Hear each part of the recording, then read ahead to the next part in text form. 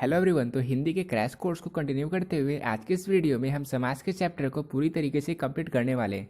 इस वीडियो में हम समास को बेसिक और इसकी कंप्लीट ट्रिक को भी इस वीडियो में कवर करने वाले हैं और इसके बाद जितने भी क्वेश्चंस आपके एग्जाम में अब तक पूछे गए हैं और पूछे जा सकते हैं, हम उन सारे क्वेश्चंस को इजीली इस वीडियो में सॉल्व भी कर देंगे। ठीक है, तो स्टार्ट करते हैं इस चैप्टर को।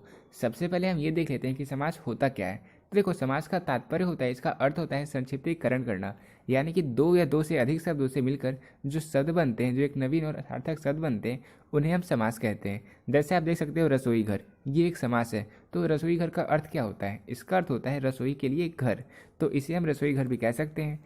अन्य भारतीय भाषाओं में समास का बहुत आयत से प्रयोग होता है। जर्मन आदि भाषाओं में भी समास का बहुत अधिक प्रयोग किया जाता है। ठीक है, तो ये होता है समास। अब हम देखने वाले हैं कि समास में जो शब्द होते हैं वो किससे बने होते हैं। अब समास के जो नियम होते हैं, उन सारे नियम को यूज करके हम जो शब्द निकाल कर लाते हैं, जो शब्द नए बनते हैं, उन सारे शब्द को हम क्या कहते हैं? उन सारे शब्द को हम कहते हैं सामासिक शब्द, जिसे हम समस्त पद भी कहते हैं। तो सामासिक पद और समस्त पद ये दोनों इक्वल सेम ही होते हैं।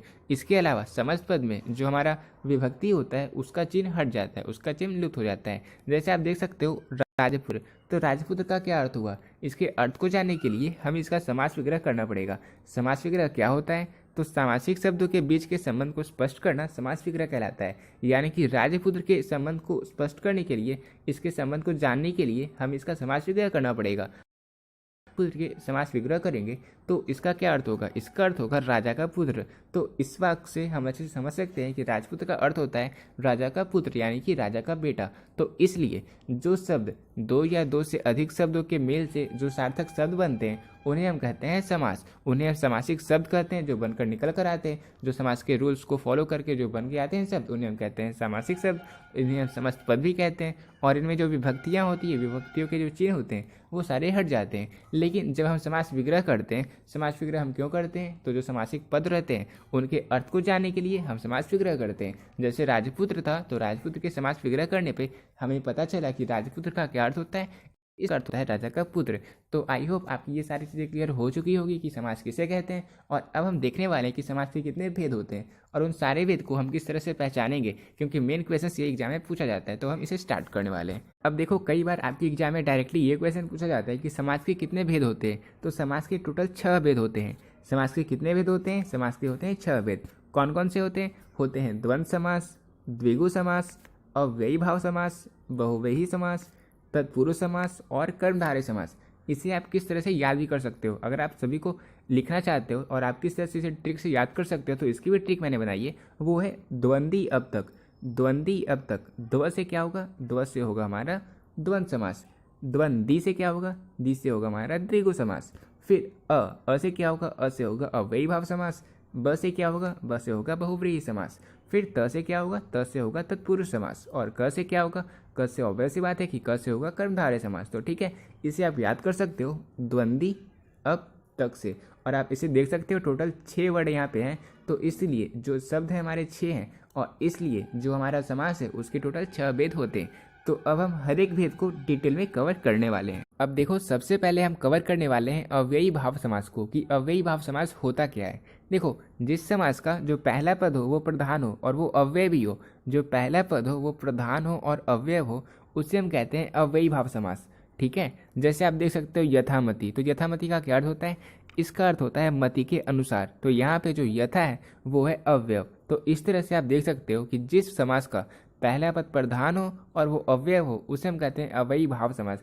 अब हो सकता है ऐसे बहुत सारे बच्चे होंगे, क्योंकि हिंदी ग्रामर में बहुत ही प्रॉब्लम होता है, तो वो क्लियर लैंग्वेज में चाहते हैं कि क्लियर लैंग्वेज में हमें पता चल जाए कि कौन सा होगा अव्ययी भाव समास। तो उन सभी के लिए एक छोटा कि अगर किसी भी शब्द में उपसर्ग लगा हो, किसी भी शब्द में उपसर्ग लगा हो, तो उसे हम कहते हैं अव्ययी भाव समास। ठीक है, और इसके साथ ही साथ अगर किसी शब्द की पुनरावृत्ति हो, किसी शब्द में किसी एक शब्द की पुनरावृत्ति हो, यानी कि वो रिपीट हो, तो उसे हम कहते हैं अव्ययी भाव समास। तो अव्ययी भाव समास हम किसे कहते हैं? जिस समास का पहला पद प्रधान हो और वो अव्यय हो उसे हम कहते हैं अव्ययी भाव समास।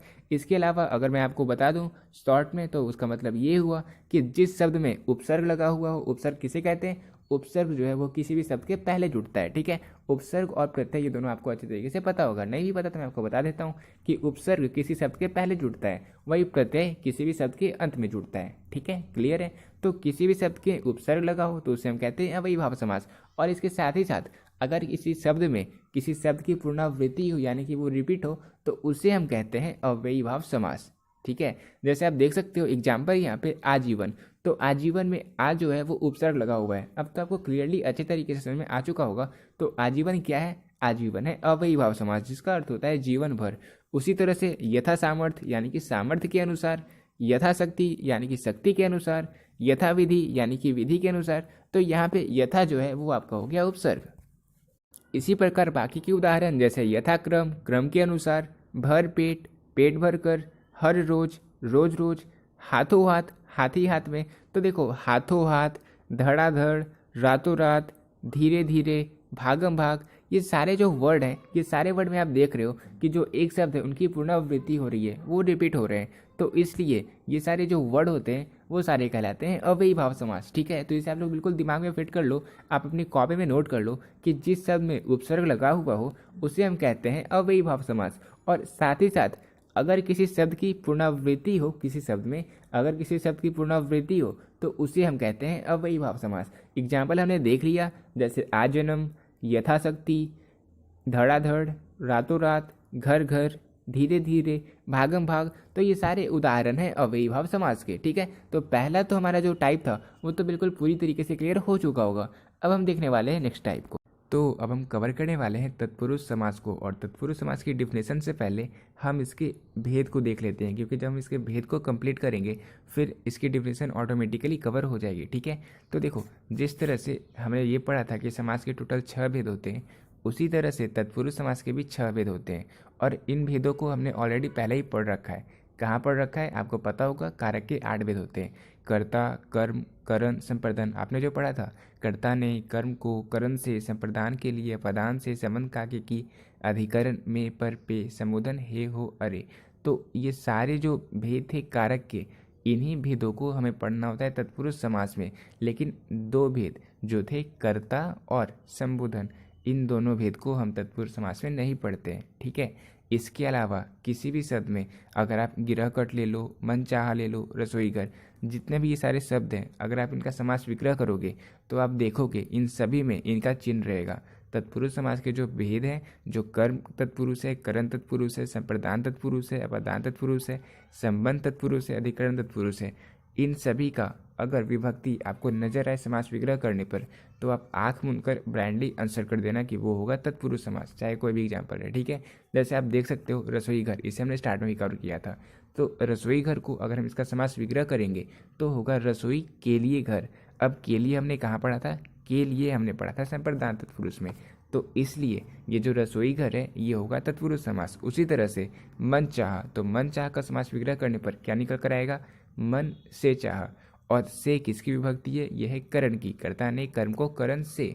तो इसलिए जब भी कोई शब्द का समास विग्रह करने पर आपको कारक की विभक्ति नजर आए, कर्ता को छोड़ दो और संबोधन को छोड़ दो, इन दोनों को छोड़ के बाकी किसी भी भेद की विभक्ति आए तो ब्लाइंडली आप आंख मूंद करके वो तत्पुरुष समास पे आंसर कर देना। ठीक है, तो ये बहुत ही सिंपल सी चीज़ मैंने आपको बता दी। अब आप जितने भी एग्जाम्पल यहाँ पे देख रहे हो, इन सभी का समास विग्रह करने पे आपको कारक के भेद की विभक्ति नज़र आ रही है। ठीक है, तो ये होता है हमारा तत्पुरुष समास। अब हम इसकी डेफिनेशन भी देख लेते हैं। तो तत्पुरुष समास क्या होता है? देखो, जिस समास का उत्तर पद यानी कि बाद वाला पद और पूर्व पद यानी कि पहले वाला पद, तो उत्तर पद प्रधान हो और पूर्व पद गौण हो, उसे हम कहते हैं तत्पुरुष समास। ठीक है, जैसे आप एग्जाम्पल देख सकते हो, तुलसीदास कृत। अब इसकी आप सिंपल सी आप ये डिफिनेशन जान लो जो मैंने आपको बता दिया कि अगर आपको किसी भी शब्द को उसका विग्रह करने पर आपको ये दिखे कि वहाँ पे कारक की विभक्ति आ रही है, कर्ता को छोड़ दो और संबोधन को छोड़ दो, इन दोनों के अलावा अगर आपको कारक की कोई भी विभक्ति वहाँ पे नजर आए तो आप उसे आंख मूंद करके तत्पुरुष समास आंसर कर दो। ठीक है, जैसे तुलसीदास कृत, तो तुलसी के द्वारा कृत यानी कि तुलसी के द्वारा रचित, तो यहाँ पे भी कारक की विभक्ति आ रही है, इसलिए ये होगा तत्पुरुष समास। अब ऐसा हो सकता है बहुत सारे बच्चे ऐसे होंगे जिन्हें कारक के चिन्ह के बारे में अच्छे से पता ना हो, तो मैं आपको बस कुछ ही सेकंड में वही बता देता हूँ। ठीक है, तो ज्ञातव्य ये है कि विग्रह में जो कारक प्रकट होता है वो उसी कारक वाला समास होता है। तो अगर आपसे ये पूछे कि तत्पुरुष समास के किस भेद का ये एग्जाम्पल है, तो उस केस में भी जो विग्रह करने पर जो कारक प्रकट हो ये वही कारक का भेद होता है। ठीक है, तो ये आप लोग बता सकते हो इजीली। अब मैं आपको एक छोटा सा ये भी दिखा देता हूँ कि कारक के कौन कौन से चिन्ह होते हैं। तो यहाँ पे कार्य के जितने भी भेद हैं उन सभी के चिन्ह मैं आपको यहाँ पे दिखा रहा हूँ। जैसे कर्ता का चिन्ह होता है ने, यानी कि काम करने वाला, जो काम कर रहा है वो दिखाता है कर्ता। कर्म का होता है को, यानी कि जिस पर काम का प्रभाव पड़ रहा हो। फिर करण का होता है से, यानी कि या फिर के द्वारा, तो करण का चिन्ह है से या फिर के द्वारा। फिर इसका अर्थ होता है जिसके द्वारा कर्ता काम करे। संप्रदान का चिन्ह होता है को या के लिए, यानी कि जिस समास के विग्रह करने पे आपको को या के लिए दिखे तो वो होता है संप्रदान तत्पुरुष। उसी तरह से अपदान का भी चिन्ह होता है से और करण का भी चिन्ह होता है से। लेकिन आपको ये पता होना चाहिए, मैं आपको बता देता हूँ कि अपदान का यूज हम तब करते हैं जब हमें अलगाव दिखाना हो। जैसे मैंने आपको एग्जाम्पल दिया था देश निकाला, तो देश निकाला का जब हम विग्रह करेंगे तो होगा देश से निकाला। और यहाँ पे क्योंकि हम देश से अलग कर रहे हैं इसलिए ये अपदान तत्पुरुष का एग्जाम्पल है। लेकिन एक और एग्जाम्पल मैंने आपको बताया था मन चाह, और इसका विग्रह करने पे हमें जो निकल कर आएगा वो चिन्ह होगा मन से चाह।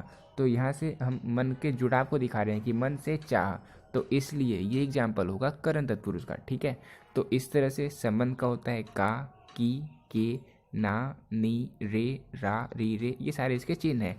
उसी तरीके से अधिकरण के भी चिन्ह है में या पर।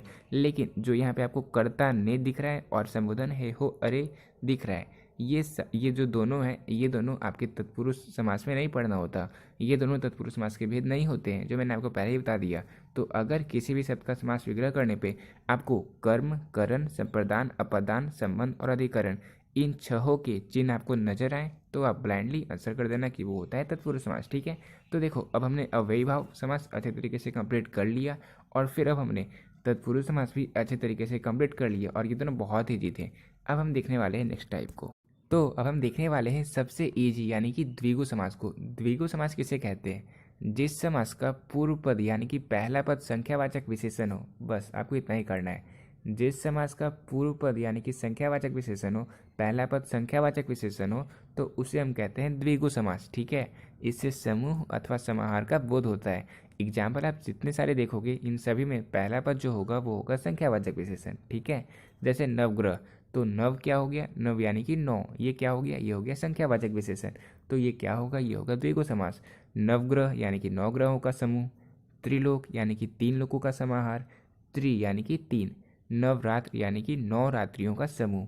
अठन्नी, ये जो हम लोग अठन्नी कहते हैं, अठन्नी का क्या मतलब हुआ? इसका मतलब हुआ 8 आनों का समूह। ठीक है, इसी तरीके से और जितने भी एग्जाम्पल हैं, दोपहर यानी कि 2 पहरों का समाहार। चौमासा यानी कि 4 मासों का समूह। शताब्दी यानी कि 100 वर्षों का समूह। इसी तरह से जितने भी एग्जाम्पल आप ले लो, जैसे त्रिवेणी, पंचतंत्र, तिरंगा, ये सारे द्विगु समास के ही एग्जाम्पल हैं। क्योंकि तिरंगा भी अगर आप अच्छे तरीके से इसे पढ़ोगे तो यहाँ पे 3 रंग का संकेत कर रहा है। ठीक है, 3 रंग, तो तिरंगा क्या होगा? ये भी होगा द्विगु समास। तो इस तरीके से अब हमने 3 टाइप तो अच्छे तरीके से कवर कर लिया। अब हम 3 और टाइप को देखने वाले हैं। ठीक है, तो अब हमारा नेक्स्ट समास है द्वंद्व समास। अब द्वंद्व समास क्या होता है? देखो, जिस समास के दोनों पद प्रधान होते हैं तथा विग्रह करने पे और या फिर या निकल कर आए। ठीक है, अगर हम किसी भी समस्त पद का विग्रह करेंगे तो विग्रह करने पे वहाँ पे और या फिर या यूज हो तो उसे हम कहते हैं द्वंद्व समास। ठीक है, और एक और आपका पहचानने का ये ट्रिक हो सकता है कि आप देखोगे कि वो जो वर्ड होते हैं वो वर्ड एक दूसरे के चाहे तो विलोम होते हैं चाहे तो स्त्रीलिंग से पुल्लिंग में कन्वर्ट होते हैं। ठीक है, जैसे सीता के बाद राम, पाप के बाद पुण्य, ये सारे विलोम शब्द हैं या फिर स्त्रीलिंग से पुल्लिंग में कन्वर्ट किया गया है। और आप लोग अगर ये सोच रहे होगे कि अव्ययी भाव समास में भी मैंने आपको यही बताया था, तो अगर आपने वीडियो को अच्छे से देखा था तो मैंने आपको बताया था कि अव्ययी भाव समास में एक वर्ड जो होता है वो दूसरी बार रिपीट किया जाता है। जैसे धीरे धीरे, रातों रात, हाथों हाथ, धड़ाधड़, इन वर्ड्स में, इन समस्त पद में आप देख रहे होगे कि एक ही वर्ड 2 बार रिपीट किए गए हैं। लेकिन यहाँ पे जब मैं आपको द्वंद्व समास पढ़ा रहा हूँ तो द्वंद्व समास में आप देख रहे हो कि कोई भी वर्ड रिपीट नहीं हो रहा, बल्कि उसका विलोम यूज हो रहा है या फिर उसका स्त्रीलिंग से पुल्लिंग लिंग में कन्वर्ट करके यूज हो रहा है। ठीक है, तो ये होता है द्वंद्व समास। जैसे पाप पुण्य, इसका अगर आप समास विग्रह भी करोगे तो वो होता है पाप और पुण्य। सीता राम, ऊंच नीच, अनजल, जितने भी एग्जाम्पल हैं आप इन सभी का विग्रह करके देख सकते हो।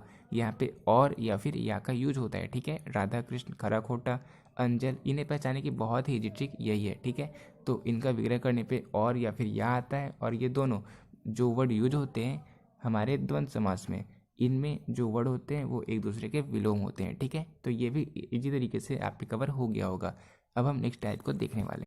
तो अब हम समास के पांचवें भेद को देखने वाले हैं, जो कि है कर्मधारय समास। अब कर्मधारय समास क्या होता है? देखो, जिस समास का उत्तर पद प्रधान हो और पूर्व पद व उत्तर पद में विशेषण विशेष से अथवा उपमान उपमेय का संबंध हो, वो उपकर्मधारय समास कहलाता है। तो इसका क्या अर्थ हुआ? इसका अर्थ ये हुआ कि वहाँ पे विशेषता बताई जाए। जैसे चंद्रमुख, तो जो मुख है वो किस तरह का है, वो कैसा है, तो वो चंद्र जैसा मुख है। देहलता, तो जो लता है वो कैसा है, तो वो देह रूपी लता है।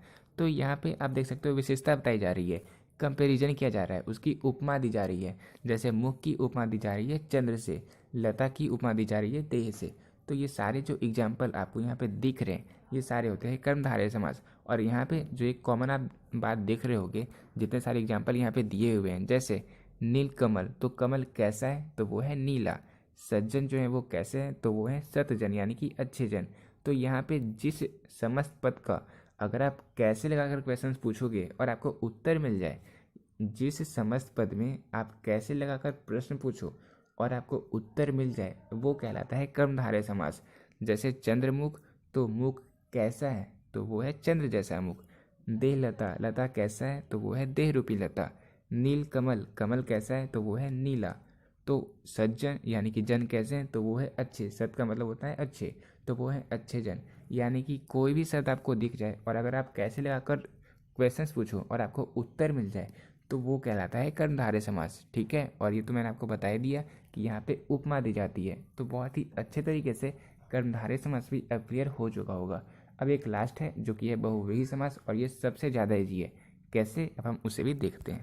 तो अब हम समास के सबसे अंतिम हित जो कि बहुव्रीहि समास है, अब हम इसे बिल्कुल अच्छे से क्लियरली समझने वाले हैं, क्योंकि इसमें स्टूडेंट्स को बहुत ज़्यादा प्रॉब्लम होता है और साथ ही साथ ये आपके लिए बहुत ज़्यादा इंपॉर्टेंट है और साथ ही बहुत ही ट्रिकी भी है। ऐसा इसलिए क्योंकि ये आपके जनरल इंटेलिजेंस को भी अच्छे तरीके से चेक कर लेता है। ठीक है, तो ये क्या होता है, हम इसे देखते हैं। जिस समास के दोनों पद अप्रधान हो और समस्त पद के अर्थ के अतिरिक्त कोई सांकेतिक अर्थ प्रधान हो, उसे हम कहते हैं बहुव्रीहि समास। ठीक है, इसका मतलब ये हुआ जो समस्त पद के दो पद होते हैं, जैसे दशानन, तो दस और आनन, ये दोनों पद अप्रधान हो, दोनों में से कोई भी पद प्रधान नहीं हो, लेकिन ये दोनों पद मिलकर एक तीसरे पद की ओर संकेत करें, एक तीसरे पद का निर्माण करें। जैसे दशानन के नाम से हम सभी रावण को जानते हैं, हमें पता है रावण का पर्यायवाची दशानन होता है। ठीक है, तो क्योंकि उसके 10 मुख थे, तो इसलिए ये जो दशानन है ये एक तीसरे पद की ओर संकेत कर रहा है, इसलिए दशानन बहुव्रीहि समास है। ठीक है, समझ रहे हो आप? ये दोनों पद मिलकर एक तीसरे पद की ओर संकेत कर रहे हैं, इसलिए ये है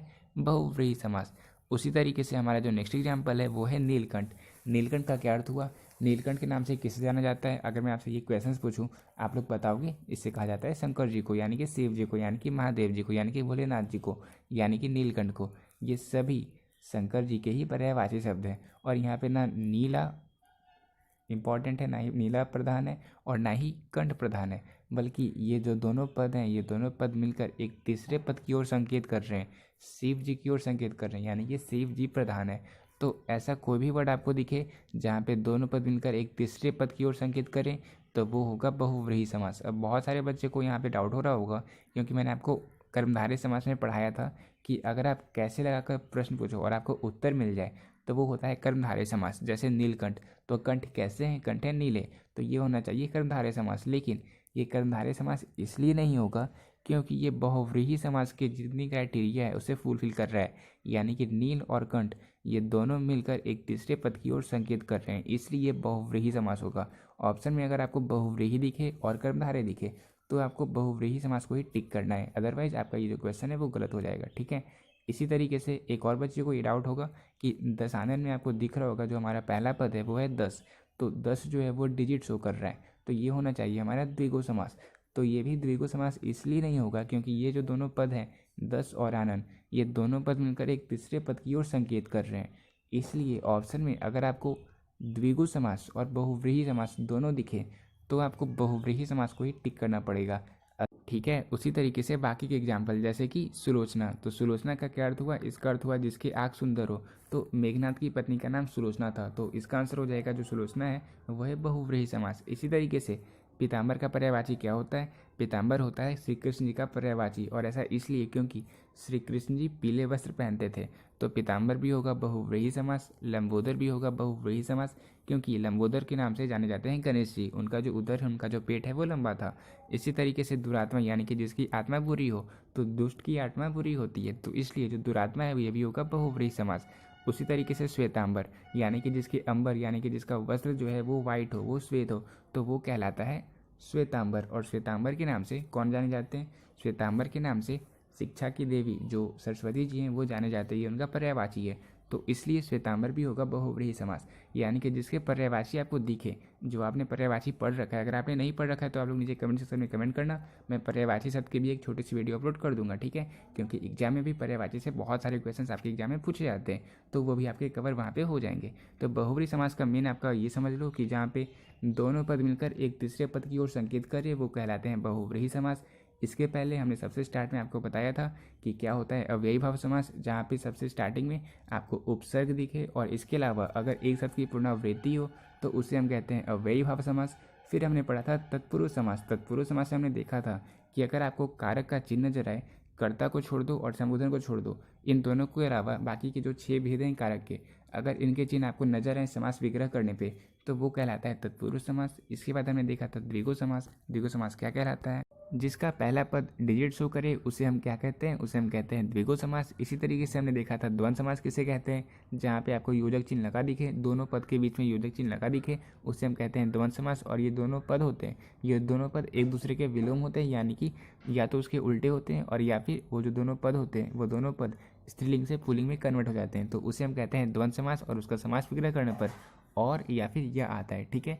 ये कहला गया द्वंद्व समास। फिर हमने देखा था कर्मधारय समास क्या होता है। कोई समास पद अगर आपको दिखे और आप प्रश्न पूछो, कैसे लगाकर आप प्रश्न पूछो और आपको उत्तर मिल जाए, तो वो क्या कहलाता है? तो वो कहलाता है आपका कर्मधारय समास। फिर सबसे लास्ट में हमने देखा बहुव्रीहि समास। तो बहुव्रीहि समास का सबसे मेन मोटो ये है कि अगर आपको दोनों पद मिलकर एक तीसरे पद का निर्माण करें, एक तीसरे पद की ओर संकेत करें, तो वो कहलाता है बहुव्रीहि समास।